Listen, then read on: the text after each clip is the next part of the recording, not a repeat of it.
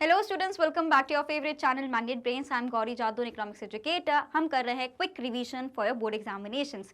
तो students, as you all know कि magnet brains एक ऐसा चैनल है जो आपको प्रोवाइड करता है high quality education that too free of cost. We talk about CBSE, we cover classes from kindergarten to class 12 and we also have a Hindi medium channel जहाँ पे हम कवर करते हैं आप सभी के लिए क्लासेस 6 से लेकर क्लास 12 तक। वहाँ पे जो डिफरेंट स्टेट बोर्ड्स को हम फॉलो करते हैं वो है हमारे पास MP board, UP board, Delhi board, Bihar board and Rajasthan board. तो आपको बिल्कुल बने रहना है मैग्नेट ब्रेन्स पर। And we also provide e notes and e books, उसकी जो लिंक है आपको डिस्क्रिप्शन बॉक्स में मिल जाएगी, तो कभी भी जाके आप देख सकते हैं। फाइन। तो स्टूडेंट्स, जब हम बात कर रहे हैं, पहला वाला चैप्टर ऑलरेडी डन हो गया। सेकंड चैप्टर जो हमारे पास है that is Indian economy 1950 to 1990। इस पर्टिकुलर चीज में आपको ये समझना है कि इससे पहले वाले चैप्टर को, जो इंडियन इकोनॉमिक डेवलपमेंट है ना, आप ये समझो हिस्ट्री की तरह ही है, एक के बाद एक चैप्टर रिलेटेड है। आप बीच में से कोई चैप्टर उठाओगे आप कनेक्ट नहीं कर पाओगे कि पहले क्या है ना। तो एक फ्लो में ही उसको लेके जाना। अब तो प्री बोर्ड्स वगैरह भी आपके हो रहे होंगे या हो चुके होंगे, तो आप ऑलरेडी एक बार चैप्टर को गो थ्रू कर चुके हो, आई नो दैट। लेकिन अभी थोड़ा प्लान तरीके से हमें आगे बढ़ना है, तो चैप्टर वाइज जाएंगे। सबसे पहले हमने देखा था कि जो हमें इकोनॉमी मिली थी स्टूडेंट्स आफ्टर इंडिपेंडेंस, बहुत ज़्यादा एम्प्यूटेड हम बोल सकते हैं, डिप्रीशिएटेड या डिप्लीटेड इकोनॉमी मिली थी, स्टैग्नेंट इकोनॉमी मिली थी, बैकवर्ड इकोनॉमी मिली थी। मतलब इकोनॉमी मिली थी जो हमारे पास ब्रिटिशर्स से लड़के इतनी मुश्किल से जो हमें आज़ादी मिली थी, हमारा जो इकोनॉमिक स्टेटस था काफ़ी अंडर डेवलप्ड वाली कैटेगरी में आ रहा था। तो बेसिकली हमें जीरो से ही शुरू करना था, है ना। तो अब जो हम लोग कहानी पढ़ने वाले हैं वो 1950 से लेके 1990 तक इंडिया की इकोनॉमी का क्या स्टेटस था, क्या डेवलपमेंट के लिए चीज़ें करी गई। बिकॉज अभी हमने देखा कि इकोनॉमी हमें अच्छी तो नहीं मिली, बहुत ज़्यादा डिप्लीटेड मिली है, बहुत ज़्यादा अंडर डेवलप्ड मिली है। तो उसको डेवलप करने के लिए, उसको राइट ट्रैक पे लाने के लिए हमने क्या किया, उसको हम ये वाले फेजेस में पढ़ने वाले हैं। क्लियर? स्टार्ट करते स्टूडेंट्स। तो सबसे पहले तीन हमारे different types of economic system होते हैं या इकोनॉमी सिस्टम होते हैं। आपको ये समझना है कि इस पर्टिकुलर पूरे चैप्टर में या पूरे बुक में अगर हम बात करते हैं specifically, we have lot of keywords. तो कीवर्ड्स को इग्नोर नहीं करना, उसको अच्छे से हमें पढ़ के जाना है। तो सबसे पहले जो different types of economic systems होते हैं उसमें सबसे पहले हमें समझना है the meaning of a capitalist society. Capitalist society का मतलब क्या होता है? एक ऐसी सोसाइटी जहाँ पे जो मीन्स ऑफ प्रोडक्शन होते हैं ना, फैक्टर्स ऑफ प्रोडक्शन होते हैं, वो पूरा का पूरा प्राइवेट सेक्टर के पास है। और हमें पता है कि प्राइवेट सेक्टर कभी भी लोगों की भलाई के पॉइंट ऑफ व्यू से काम नहीं करता है। उनके लिए क्या चीज़ ज़रूरी है? उनके लिए ज़रूरी है कि वो कैसे अपने प्रॉफिट को मैक्सिमाइज करें। We know this. So capitalist economy में क्या होता है? मेजर रोल कौन प्ले करता है?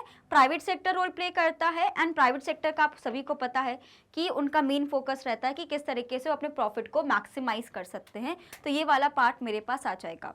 सेकेंड जो चीज़ आती है मेरे पास, वो है मेरे पास सोशलिस्टिक इकोनॉमी। सोशलिस्टिक इकोनॉमी का आपको पता है कि सोशल जब भी वर्ड आता है, मैं हमेशा बोलती हूँ रिलेटेड विद सोसाइटी। इसका मतलब क्या होता है? You are doing something for the society. And society के लिए काम करने का कहीं ना कहीं एक इंपॉर्टेंट रोल किसका आ जाता है? गवर्नमेंट का।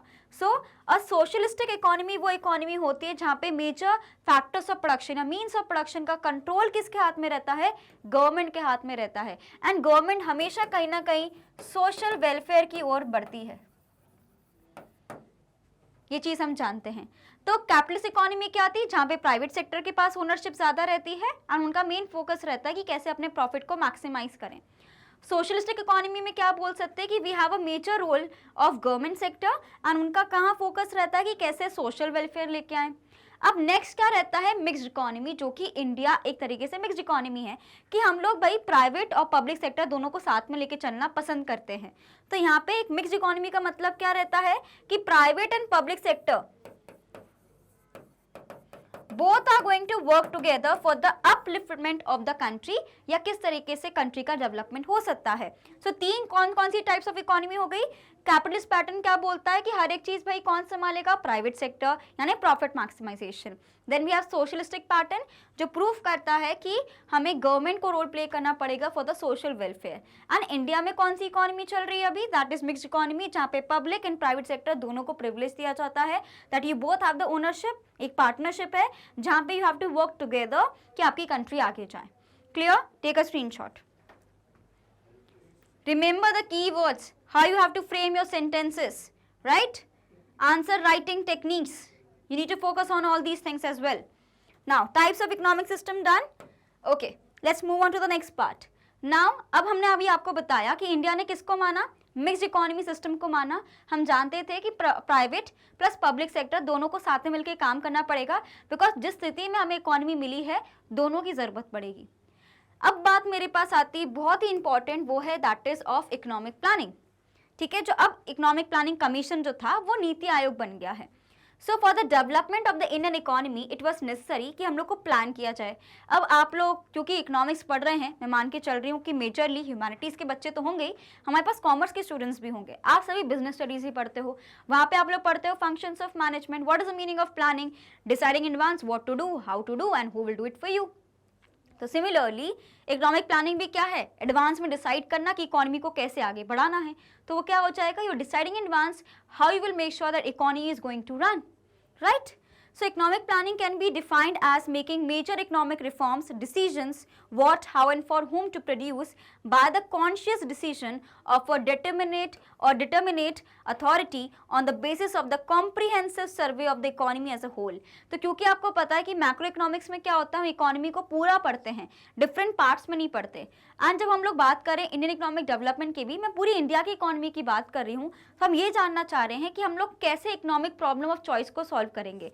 Central problems of an economy micro economics में पढ़ के आए हो, what to produce, how to produce and for whom to produce, ये आप पढ़ के आए हो ना सेंट्रल प्रॉब्लम्स, कि किसी भी इकोनॉमी में क्या दिक्कतें होती हैं, तो इसको कैसे सॉर्ट आउट करें, उसके लिए प्लान करना पड़ेगा। And planning is a mental exercise, it is a continuous process, right? So that is why economic planning क्या है हमारे पास, एक ऐसा प्रोसेस है स्टूडेंट्स जहाँ पे हम लोग बेसिकली एक कॉन्शियस डिसीजन मेकिंग कर रहे हैं कि किस तरीके से इकोनॉमी के डिसीजंस को लिया जाए कि इकोनॉमी हमारी अच्छे से रन करे। Clear? Take a screenshot. Hopefully आपको सारी चीजें क्लियर भी होती चली जा रही हैं, right? If you face any doubt और anything like that you can comment, okay? I will help you out. Okay, moving on, so economic planning done. अगर हम बात करते हैं प्लान क्या होता है, मैंने अभी आपको समझा, एक डॉक्यूमेंट होता है जो आपको पूरा एक ब्लूप्रिंट देगा, एक स्ट्रक्चर देगा कि हम लोग क्या करने वाले हैं, है ना? व्हाट इज योर प्लान, मतलब आप क्या स्टेप्स लेने वाले हो, प्रोसीजर क्या है, स्ट्रैटेजी क्या है। तो आप स्कीम, प्रोग्राम, स्ट्रैटेजी के बारे में बताना चाहते हो जो आपके ऑब्जेक्टिव से रिलेटेड होना चाहिए। क्लियर? अब जब मैं बात कर रही हूँ goals of 5 year plans, 5 year plans का मतलब क्या रहता है कि भाई 5 साल है, 5 साल में ये चीज़ें हमें अचीव करनी है। अब आपको पता है एक होते हैं मेरे पास शॉर्ट टर्म गोल्स और एक होते हैं मेरे पास लॉन्ग टर्म गोल्स। तो शॉर्ट टर्म तो हम समझ गए विद इन अ ईयर जो हमें अचीव करने, लेकिन लॉन्ग टर्म गोल्स भी तो होते हैं। हर एक चीज़ एक साल में अचीव नहीं कर सकते, किसी को बहुत साल लग जाते हैं उस चीज़ को अचीव करने में। दैट इज़ वाई इकोनॉमी में भी दोनों टाइप के गोल्स अपने बनते हैं। तो जब मैं 5 ईयर प्लानिंग की बात करती हूँ कि आपका मेन फोकस क्या है, तो उसके भी कुछ 4 पैरामीटर्स हैं, उसको मैं डिस्कस करना है। So the 5 year plans aimed at removal of economic backwardness of the country and to make India a developed economy. Each 5 year plan listed the basic goals of India's development. So we all know कि we got a backward economy, उसको line पर लाने के लिए हमने कुछ 4 parameters बनाए कि यार कोई भी हम लोग इकोनॉमिक प्लानिंग कर रहे हैं, ये 4 चीज मेरी मेन फोकस होनी चाहिए। पहला क्या है स्टूडेंट्स? ग्रोथ। ग्रोथ इकोनॉमी भी चाहिए, ग्रोथ हमें अपनी लाइफ में भी चाहिए, है ना? That is why we are working hard. हम इतना पढ़ क्यों रहे हैं? ताकि हमारे आगे जाके करियर अच्छा रहे, हमारी लाइफ अच्छी रहे, हमें ग्रोथ चाहिए। देन ऑफ कोर्स ग्रोथ के साथ हमें चाहिए मॉडर्नाइजेशन। मॉडर्नाइजेशन चाहिए कि नहीं चाहिए? Then we have self reliance, आत्मनिर्भरता। And last we have is equity. अब इक्विटी मेरे कॉमर्स वाले स्टूडेंट्स, इक्विटी का मतलब यहाँ पे हम लोग शेयर कैपिटल की बात नहीं कर रहे हैं। इक्विटी का मतलब होता है those who deserve something they should get according to what they deserve, है ना? कि अगर 2 लोगों ने मेहनत करी है तो दोनों को उसका इक्वल फल मिलना चाहिए। ऐसा नहीं कि किसी एक ने मेहनत करी और किसी और ने नहीं करी है तो आपने दोनों को सेम चीजें दे दी, वो इक्वालिटी होता है, giving everyone the same thing.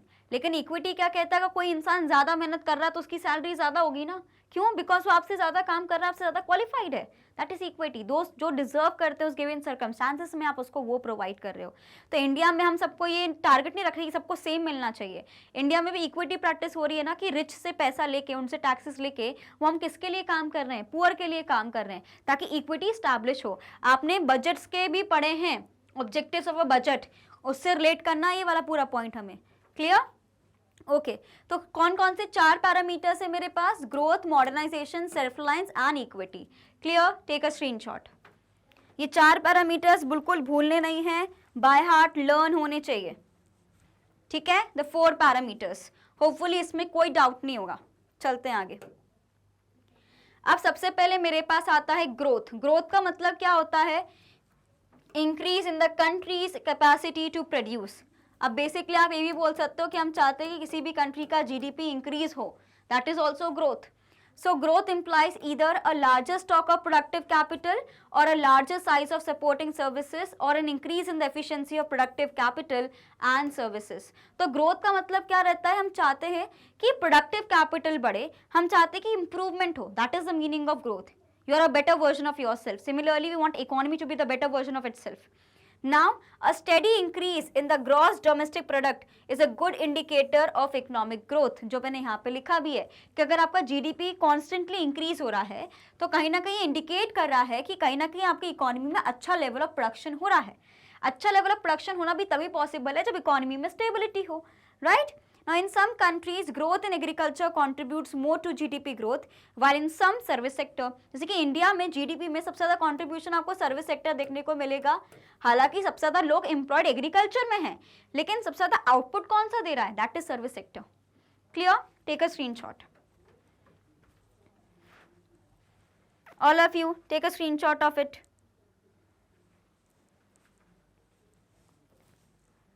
Done? पक्का? आगे बढ़ सकते हैं अब? चलो। Next we have is modernisation. देखो, मॉडर्नाइजेशन का मतलब होता है मॉडर्न होना। हम बोलते हैं ना बड़ी मॉडर्न हो रही है, मतलब someone who is evolving. And modernisation किसी को पसंद नहीं आता है because it is a change of perspective. Change हो रही हैं चीज़ें। सो इंडिया में भी जब हम लोग मॉडर्नाइजेशन की बात कर रहे हैं, एक तो टेक्नोलॉजी के पॉइंट ऑफ व्यू से कि हम चाहते हैं यार हमारे वर्ल्ड क्लास टेक्नोलॉजी आए, फ़ोन चलाएं, ठीक है, अच्छी मशीनरीज हो, सब हो, वी वॉन्ट दैट टू। लेकिन we want modernisation in terms of thinking also, that we every person has its own life, women has it own life, man has it own life, तो वो अपने हिसाब से रह सकते हैं, सोसाइटी को उनको बांधने की जरूरत नहीं है। सो मॉडर्नाइजेशन हमें सोशल आउटलुक में भी चाहिए, एम्पावरमेंट हमें करना है लोगों का। And when I am talking about empowerment, is not just related to women empowerment, it is related to both. I will give an example, like women are still given a chance कि अगर तुम्हें शादी का काम करना है तो करना, नहीं करना तो कोई बात नहीं। Can you say the same thing to a boy? No, you will not do that, you will never say that. They always have a pressure कि हमें अपनी फैमिली को चलाना है, हमें अपनी फैमिली को लेट डाउन नहीं करना है। लाइक वुमेन स्टिल हैव, आजकल के टाइम पे तो all are equal and everyone is working hard, लेकिन somewhere that mindset is still there, that slightly but women do get an option कि करना है काम, नहीं करना कोई बात नहीं, हो जाएगा। लेकिन men doesn't get that, right? So we need to change the social outlook that it is necessary for the family to work, है ना? अगर जरूरत पड़े तो भाई दोनों को काम करना चाहिए, सपोर्ट करना चाहिए। Sometime men also need a break from its work life, कि वो भी अपनी चीज़ों को एक्सप्लोर करें, वो भी अपनी लाइफ को एक्सप्लोर करें, है ना? They also live their dreams. So of course it's not just related to women empowerment, it is related to the empowerment of everyone, not gender specific, right? तो जब हम मॉडर्नाइजेशन की बात करते हैं, हम सिर्फ ये नहीं कह रहे कि टेक्नोलॉजी में इंप्रूवमेंट हो, हम ये भी कहना चाह रहे हैं कि सोशल आउटलुक भी आपका चेंज होना चाहिए। So modernisation aims to increase the production of goods and services. अगर हम ज़्यादा अच्छी टेक्नोलॉजी यूज़ करेंगे तो ऑफकोर्स मेरा प्रोडक्शन लेवल इंक्रीज होगा। अब आपको एक खटारा सा लैपटॉप लेके बैठ जाओ, उस पर काम नहीं होगा, आधे टाइम तो इरिटेट ही होते रहोगे। लेकिन अगर आपको कोई बहुत अच्छा लैपटॉप मिल जाए जिसकी अच्छी सी स्पीड हो, सब हो, I am just giving an example, तो आपका मन भी करता है काम करने का, फटाफट का अपनी सारी फाइल्स भेज दी, सब कर दिया आपने काम, बिकॉज आपको टेक्नोलॉजी सपोर्ट कर रही थी। वहीं पर अगर आपका फोन हैंग करने लगता है, आपको सर फोड़ने का मन करता है, क्या है ये? Means we have become very impatient first of all, and of course हमारा जो एक तरीके से बोल सकते हैं डिपेंडेंसी टेक्नोलॉजी पे बहुत बढ़ गई है। सो मॉडर्नाइजेशन का मतलब क्या हुआ? न्यू टेक्नोलॉजी भी चाहिए ताकि मेरा प्रोडक्टिविटी बढ़े, इफेक्टिवनेस, एफिशिएंसी बढ़नी चाहिए भाई अपनी। सेकेंड चीज़ क्या है कि सोशल आउटलुक भी चेंज होना चाहिए। Modernisation also requires change in the social outlook such as gender empowerment और providing equal rights to women, men and everyone around, not just women, everyone. लेकिन वी ऑल्सो प्रैक्टिस इक्विटी। अब equity ये है कि पहले women को इतना आपने किया नहीं, तो ऑफकोर्स अब आपको करना पड़ रहा है, राइट? चलो, take a screenshot of it. Hopefully you are liking the examples I am giving you all, है ना? एग्जाम्पल्स देने का मतलब ही ये होता है कि कम से कम बच्चों को उसके थ्रू याद रहना चाहिए। अटपटी चीज़ें जल्दी याद रहती है ना, that is why. Okay, clear? So this was the meaning of modernization. Next we have is self-reliance. भाई हमारी गवर्नमेंट चीख चीख के लगी पड़ी है बोलने पे आत्मनिर्भरता हमें चाहिए। सेल्फ रिलायंस का मतलब क्या होता है कि आप खुद पे इंडिपेंडेंट हैं, है ना, आपको किसी और पे डिपेंडेंट होने की जरूरत नहीं है। So when we talk about India के पॉइंट ऑफ व्यू से, व्हेन वी गॉट इंडिपेंडेंस ना, मैंने आपको बताया कि एग्रीकल्चर हमारा बहुत ज़्यादा डिपेंडेंट लोग थे एग्रीकल्चर पे, लेकिन उसके बावजूद भी हम लोग इतना प्रोडक्शन नहीं कर पा रहे थे कि सबके लिए इनफ हो पाए। तो हमें क्या था, इवन फॉर एग्रीकल्चर पर्पस जो सबसे ज़्यादा इंडिया में हो रहा है, हमें किसी थर्ड पर्सन पे, थर्ड कंट्री पर डिपेंडेंट होना पड़ रहा था। इससे ज़्यादा बुरे हालात क्या हो सकते हैं, right? That is why India का मेजर फोकस पहले भी ये था, आज भी ये है कि हमें सेल्फ इंडिपेंडेंट बनना है। हम नहीं चाहते कि हम किसी ऊपर रिलाय करें, हम जितनी चीज़ें खुद बना सकते हैं हमें बनानी चाहिए, right? So under the Indian conditions means overcoming the need of external assistance. हमें क्यों बार बार किसी की हेल्प चाहिए, हमें खुद से भी सारी चीज़ें करनी आनी चाहिए ना, when we are capable of doing it. So, the 5-year plan stress on the use of own resources to reduce dependence on the foreign country. भाई आपके पास सारे गुड्स एंड रिसोर्सेज हैं, आप उसका इस्तेमाल करिए, खुद आत्मनिर्भर बनिए, वोकल फॉर लोकल जो आजकल है हमारे पास, ये सारी चीज़ें कौन सी स्कीम्स हैं, इसी सिनेरियो को सपोर्ट करने के लिए हैं, right? And the policy of self reliance was considered a necessity because of 2 reasons. पहला क्या था, हम चाहते थे कि हमारा जो फॉरेन कंट्रीज पे डिपेंडेंसी है वो कम हो जाए, एंड हम नहीं चाहते थे कि पॉलिटिकल कोई भी फॉरेन का कोई भी इंटरफेरेंस हो इंडिया में, बिकॉज एक इंटरफेरेंस हमारे ऊपर इतना भारी पड़ गया था कि हम ऑलरेडी 200 साल तक वो हमारे ऊपर राज करके चले गए, and they came just for business but they were able to rule over us. तो ऑफकोर्स 2 चीज़ें क्या थी कि हम चाहते थे कि हमारा एक जो फॉरेन के ऊपर डिपेंडेंसी है, दूसरे कंट्रीज पे जो डिपेंडेंसी है वो कम हो जाए, पहला ये हो गया। Second, we don't want anyone to interfere in our country, है ना, हमारे कंट्री के अफेयर्स में कोई भी क्यों इंटरफेयर करेगा। तो पहली चीज़ क्या हो जाती है, to reduce the foreign dependency, that you don't want to be dependent on any other country, and second हो जाएगा कि हम लोग बिल्कुल भी फॉरेन इंटरफेरेंस नहीं चाहते थे। क्लियर? Take a screenshot. ये थर्ड पॉइंट था हमारे सेल्फ रिलायंस का, समझ गए इस चीज़ को? नेक्स्ट जो मेरे पास पॉइंट आता है स्टूडेंट्स, उसको जल्दी से डिस्कस कर लेते हैं। That is the meaning of equity. Equity, equality अलग होता है, हर बार मैं आपको समझाती हूँ, उसके बाद भी कोई ना कोई ऐसा मिलता ज़रूर है मुझे लाइफ में जिसको इसका मतलब नहीं समझ आता है। देखो, इक्वालिटी का मतलब होता है सबको सेम चीज़ें अपन बांट रहे हैं, एंड इक्विटी का मतलब क्या होता है कि भाई जिसने मेहनत करी है, जो डिजर्व करते हैं, इसको ज़रूरत है, उसको पहले ही चीज़ें मिले और बाकी को ना मिले। सबकी ज़रूरतें अलग हैं, लोग अलग हैं, हम उसको ऐसे डिवाइड नहीं कर सकते। हमारे इंडिया में डिफरेंट सेक्टर्स हैं, डिफरेंट सेक्शंस ऑफ सोसाइटी है, कुछ पुअर हैं, कुछ मिडिल क्लास को बिलोंग करते हैं, मिडिल क्लास में भी अपर है, लोअर है, इतनी सारी चीज़ें हैं। Then we have rich class जो लग्जरी आइटम्स वगैरह खरीद सकते हैं। तो ऐसे बहुत सारे इनकम बेसिस पर हम डिवाइड करेंगे तो बहुत ज़्यादा डिस्पैरिटीज़ हैं।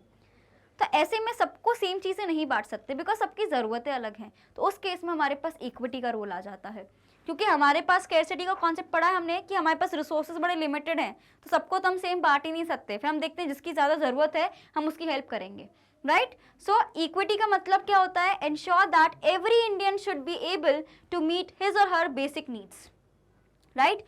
Food, house, education, health care, रोटी कपड़ा मकान, हम बोलते हैं ना भाई ज़रूरतें हैं, बेसिक ज़रूरतें हैं फॉर सर्वाइवल, ये सबको मिलना चाहिए। देखो, जो रिच है वो तो उसको अफोर्ड कर ही सकता है, लेकिन जो पुअर है उसके लिए तो ये ड्रीम बन जाता है। तो गवर्नमेंट की कोशिश रहती है कि एटलीस्ट ये बेसिक फैसिलिटीज़ तो मिलनी चाहिए, right? Like inequality in the distribution of wealth should be reduce. Equity aims to raise the standard of living of all the people and promote social justice. हम चाहते हैं इक्विटी के through कि social justice हो, सबको कम से कम survival के लिए जो बेसिक चीज़ें रहती हैं वो तो सबको मिलनी चाहिए, है ना? तो दैट इज़ वाई इक्विटी का कॉन्सेप्ट हम लेके आते हैं। तो 4 कॉन्सेप्ट हो गए। पहले हमने पढ़ा ग्रोथ, हम चाहते हैं कि जीडीपी हमारा बढ़े। सेकेंड मैंने बोला मॉडर्नाइजेशन। मॉडर्नाइजेशन 2 तरीके से, हम चाहते हैं नई टेक्नोलॉजी भी आए, प्लस वी वांट कि सोशल आउटलुक भी चेंज होना चाहिए। थर्ड मेरे पास है सेल्फ रिलायंस। क्यों? बिकॉज पहले तो मैं किसी पर डिपेंडेंट नहीं होना चाहती, और ना ही मैं किसी का अपने लाइफ में इंटरफेरेंस चाहती हूँ। सेम चीज़ इकोनॉमी के पॉइंट ऑफ व्यू से लिखनी है। एंड लास्ट हमने पढ़ा इक्विटी के बारे में। क्लियर? इसका जल्दी से स्क्रीनशॉट लीजिए स्टूडेंट्स आप सभी।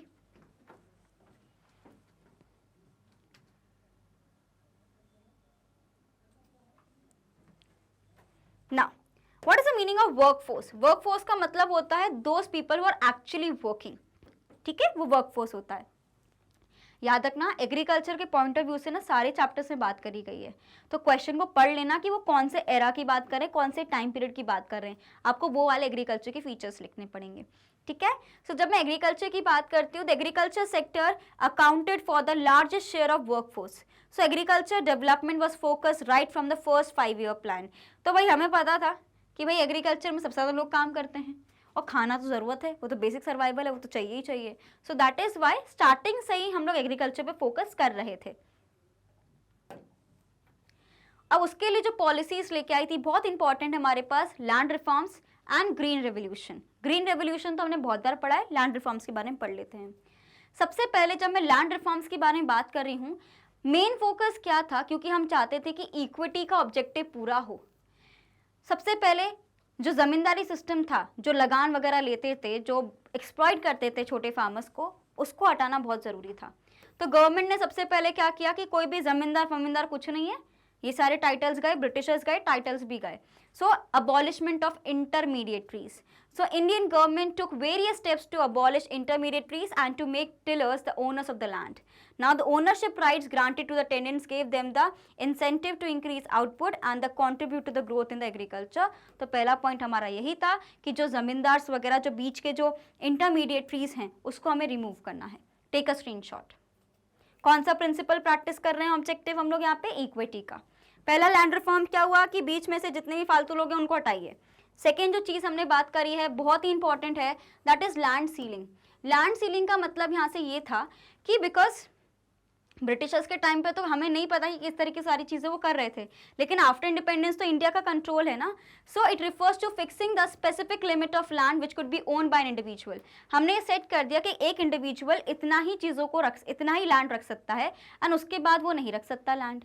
तो जो भी बचता था उसको गवर्नमेंट सील कर लेती थी एंड गवर्नमेंट फिर जो मार्जिनल वर्कर्स थे या जो फार्मर्स थे उनको डिस्ट्रीब्यूट कर देती कि भाई कम से कम सबके पास अपना छोटा मोटा रहना चाहिए, खेती बाड़ी की वो कर पाएँ, अपना लाइफ सस्टेन कर पाएँ। तो लैंड सीलिंग का मतलब क्या, अगर मैंने बोल दिया कि 80% ऑफ लैंड ही आप रख सकते हो अपने नाम पे, 20% जो है वो गवर्नमेंट के पास जाएगा जो जाके फार्मर्स को डिस्ट्रीब्यूट करेगी। तो इसके थ्रू हम क्या चाहते थे कि इक्विटी को प्रमोट करना चाह रहे थे कि सबके पास अपना लैंड होना चाहिए। Clear, take a screenshot.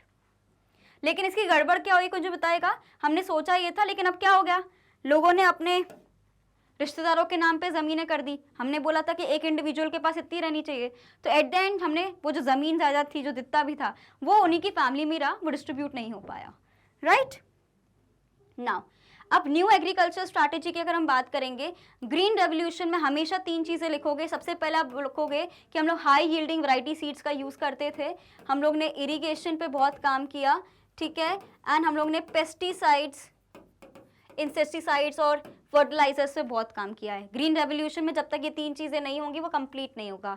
Green revolution के भी हमने पहले कुछ ही पर्टिकुलर सेक्शन या स्टेट्स में शुरू किया, उसके बाद जब वो सक्सेसफुल रहा मैंने बाकी स्टेट्स में हमने उसको लाना शुरू कर दिया। ग्रीन रेवोल्यूशन में भी व्हीट एंड राइस का सबसे अच्छा प्रोडक्शन हमने देखा है।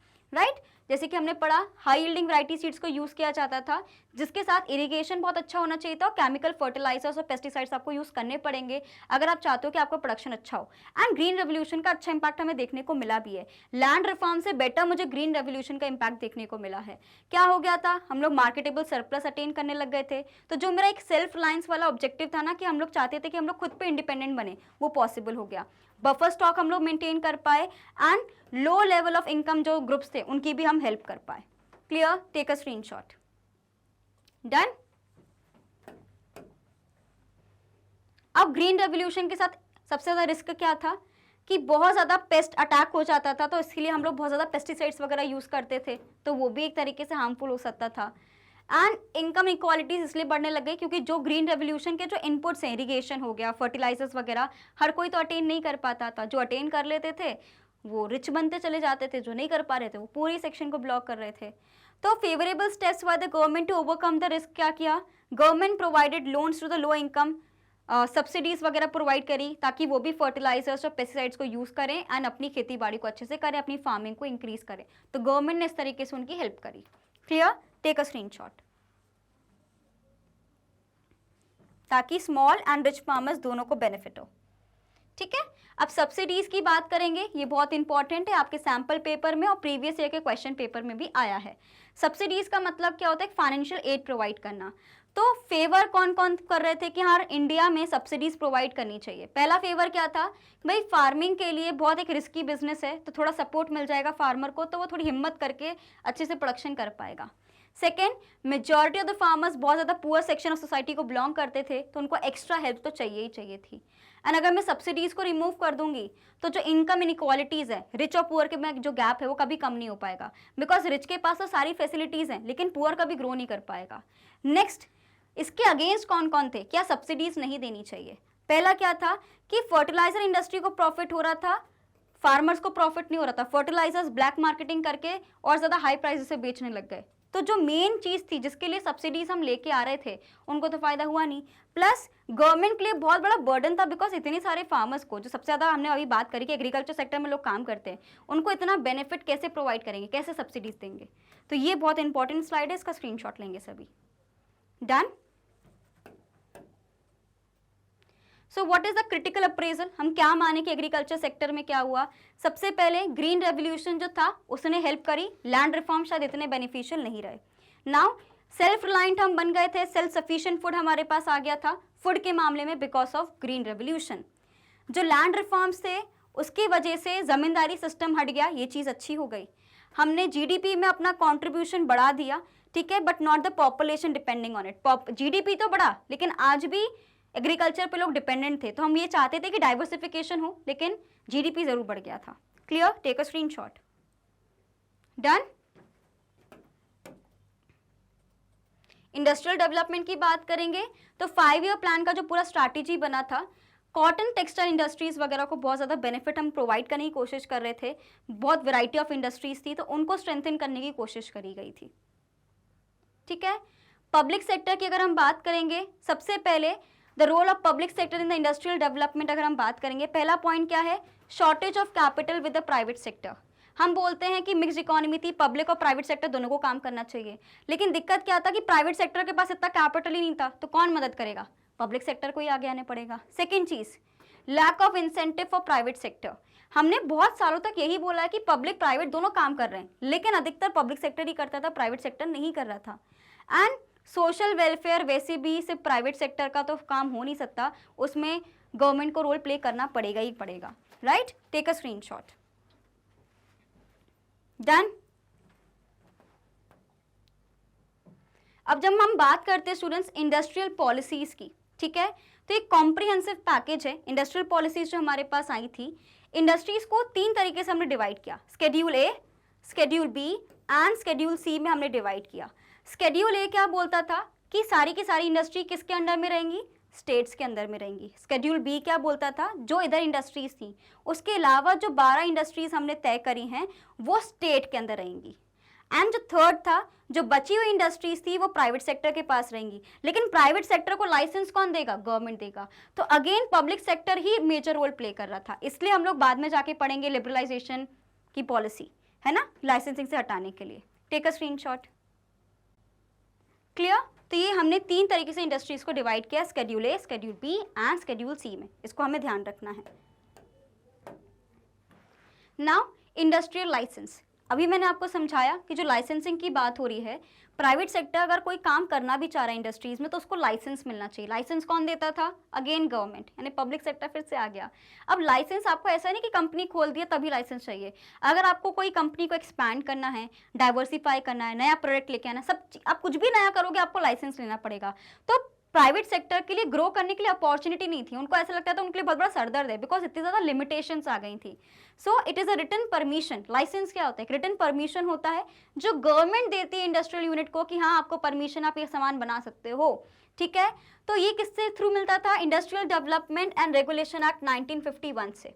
अब आपको ध्यान रखना है, हमें लाइसेंस चाहिए था अगर मैं कोई नई इंडस्ट्री को सेटअप करती थी, अगर मैं उसको एक्सपैंड करती थी या मैं नए प्रोडक्ट्स को लेके आती थी, तो मुझे इंडस्ट्रियल का लाइसेंस लगता था। क्लियर? नेक्स्ट, इंडस्ट्रियल लाइसेंसिंग की अगर हम बात करेंगे, no new industry was allowed unless a licence was issued to it. ठीक है, and licence were needed even if a existing industry wants to expand. तो पहला तो लाइसेंस लेना सबसे बड़ा सरदर्द बन गया था, इसकी वजह से पब्लिक सेक्टर ही मेजर रोल प्ले कर रहा था एंड प्राइवेट सेक्टर कहीं एग्जिस्ट ही नहीं कर रहा था। एंड प्राइवेट सेक्टर के लिए बहुत ज़्यादा लिमिटेशंस थी। इंडस्ट्रियल लाइसेंसिंग सबसे बड़ा सरदर्द बन के रह गया था। आप कुछ भी नया करोगे तो आपको इंडस्ट्रियल लाइसेंसिंग चाहिए था, उसमें करप्शन भी होता था एंड उनको फोर्स किया जाता था, एक तरीके से एडवाइस किया जाता था कि आप लोग बैकवर्ड रीजन्स में जाके इंडस्ट्री को सेटअप करोगे तो बेटर रहेगा, लेकिन हर कोई वो प्रेफर नहीं करता है, तो इसलिए प्राइवेट सेक्टर अच्छे से ग्रो नहीं कर पाया। Clear? Take a screenshot. Done. अब बहुत इंपॉर्टेंट आता है स्मॉल स्केल इंडस्ट्रीज। आप इसको क्लास 11th में ही पढ़ के आए हो बिजनेस स्टडीज में।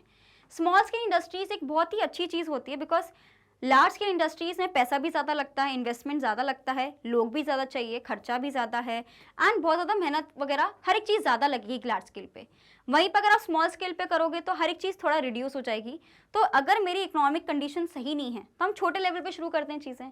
तो सिमिलरली इंडिया के भी हमें पता है कि लार्ज स्केल इंडस्ट्रीज़ को सेटअप करना हमारे लिए इतना पॉसिबल नहीं था, तो कोई बात नहीं, स्मॉल स्केल इंडस्ट्रीज़ को अलग अलग जगह पे सेटअप करेंगे तो रीजनल डेवलपमेंट भी होगा, राइट। तो हम चाहते थे कि मैक्सिमम से मैक्सिमम हम लोग स्मॉल स्केल इंडस्ट्रीज़ को फोकस करें। ये क्या होता है, एक तो लेबर इंटेंसिव टेक्निक्स को प्रैक्टिस करते हैं ना, ज़्यादा लेबर की ज़रूरत पड़ती है बिकॉज गांव वगैरह में बहुत स्मॉल स्केल इंडस्ट्रीज़ बनती हैं, तो अधिकतर लोगों को एम्प्लॉयमेंट अपॉर्चुनिटी भी मिल जाती है। एंड लेकिन आपको समझना पड़ेगा कि स्मॉल स्केल इंडस्ट्रीज़ को आपको बिग फर्म से एक तरीके से प्रोटेक्ट करके रखना ही पड़ेगा। So small scale industries cannot compete with big industrial firms. So government reversed production of a number of products for them and they were also given concession. तो एक तरीके से गवर्नमेंट ने हेल्प करने के लिए स्मॉल स्केल इंडस्ट्रीज के लिए क्या बोला कि ये 5 जो प्रोडक्ट्स हैं ये और कोई कंपनी नहीं बनाएगी, ये सिर्फ और सिर्फ स्मॉल स्केल इंडस्ट्रीज ही बनाएंगे। तो इससे क्या हो गया, उनका कंपटीशन कम हो गया तो वो ग्रो कर पाए। क्लियर? तो उनके लिए रिजर्व करके रख दिए हमने products. Take a screenshot. Done. Next, foreign trade की अगर हम बात करेंगे, इसमें बहुत ही इंपॉर्टेंट हमारे पास वर्ड आता है, वो है मेरे पास इंपोर्ट सब्स्टिट्यूशन। इसको आप ध्यान रखोगे। देखो इंपोर्ट का मतलब क्या होता है, किसी चीज़ को बाहर से इंडिया में लेके आना। सब्स्टिट्यूशन का मतलब क्या होता है, इसकी जगह इसको यूज़ कर लेना। सो इंपोर्ट सब्स्टिट्यूशन का मतलब ये होता है, हम चाहते थे कि इंडिया कम से कम फॉरेन सेक्टर पर डिपेंडेंट हो, बाहर से ज़्यादा इंपोर्ट ना करे, वो खुद से चीज़ें बनाए, डोमेस्टिकली चीज़ें बनाओ, खुद को स्ट्रॉन्ग करो एंड इंटरनेशनल मार्केट में बाद में जाओ। सो इंपोर्ट सब्स्टिट्यूशन ये कहता है कि आपको कोशिश करनी कि अगर आप वो चीज़ इंडिया में बना सकते हो तो आपको किसी और कंट्री से लेने की ज़रूरत नहीं है, you don't have to import it. So import substitution एक ऐसी पॉलिसी है जो वर्क करती है एज अ रिप्लेसमेंट और substitution of imports by domestically produced goods. इसके 2 ऑब्जेक्टिव्स हैं। पहले तो हम चाहते हैं कि जो मेरे फॉरेन एक्सचेंज रिजर्व्स हैं उसको मैं बचाऊं। अगर मैं इंपोर्ट ज़्यादा करूंगी तो मेरे सारे फॉरेन एक्सचेंज रिजर्व्स चले जाएंगे। एंड सेकेंड क्या है, अचीविंग सेल्फ रिलायंस, हमें खुद इंडिपेंडेंट बनना है, किसी और पे डिपेंडेंट क्यों रहे हम, राइट। एंड इसके लिए बहुत ज़्यादा कोटास एंड सब्सिडीज ये सारी चीज़ें लेकर आई गई कि हमारे कम से कम इम्पोर्ट्स हों। क्लियर? Take a screenshot. ठीक है, टैरिफ्स का मतलब होता है टैक्स एंड कोटास का मतलब होता है लिमिट्स। ठीक है, अब स्क्रीनशॉट ले लीजिए। डन। टैरिफ्स का मतलब होता है टैक्सेस एंड कोटास का मतलब होता है एक लिमिटेशन हम लगा रहे हैं।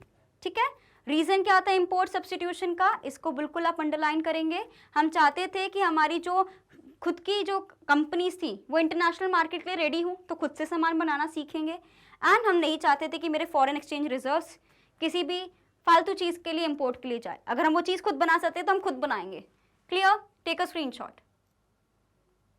डन। नाउ हम लोग कैसे इसको अप्रेस कर सकते हैं कि सबसे पहले जब हमने ये सारी चीज़ों को किया तो ऑफकोर्स इंडस्ट्रियल सेक्टर की बात करें, जीडीपी मेरा इंक्रीज हुआ है। ठीक है, बहुत ज़्यादा डाइवर्सिफाई हो गया था पब्लिक सेक्टर, लेकिन प्राइवेट सेक्टर डेवलप नहीं हुआ है। एंड स्मॉल स्केल इंडस्ट्रीज़ को डेवलप किया है। स्मॉल स्केल इंडस्ट्रीज़ बढ़ी, जीडीपी बढ़ा, पब्लिक सेक्टर का एनहांसमेंट हुआ है, लेकिन प्राइवेट सेक्टर का नहीं हुआ है, प्राइवेट सेक्टर का डेवलपमेंट नहीं हुआ है। ठीक है, टेक अ स्क्रीनशॉट। डन। जल्दी जल्दी रिवाइज करना, मैं क्विक रिवीजन है। Clear? So protection from foreign competition through import substitution, हम चाहते थे कि भाई बाहर की कोई कंपनी इंडिया में ना आए, हम खुद से बनाएंगे, सेल्फ रिलायंट बनेंगे। लाइसेंसिंग पॉलिसी की वजह से गवर्नमेंट एक तरीके से मॉनिटर कर पा रही थी, लेकिन वो ज़्यादा कंट्रोलिंग भी हो गया था। एंड पब्लिक सेक्टर ने बहुत अच्छा इंप्रूवमेंट भी किया। Right? Take a screenshot. Done. तो स्टूडेंट्स यही था हमारा quick revision, hopefully you liked it. तो एज यू ऑल नो कि मैग्नेट ब्रेन्स एक ऐसा चैनल है जो आपको प्रोवाइड करता है high quality education, that too free of cost. We talk about CBSE, we cover classes from kindergarten to class 12th, and we also have Hindi medium channel जहाँ पे हम कवर करते हैं क्लास 6 टू लेकर क्लास 12 तक students. We also provide e notes and e books. तो उसकी जो लिंक है आपको डिस्क्रिप्शन बॉक्स में मिल जाएगी, तो कभी भी जाके आप देख सकते हैं. एंड इसी तरीके से आपको बने रहना है मैग्नेट ब्रेन्स पर. Thank you for watching this video.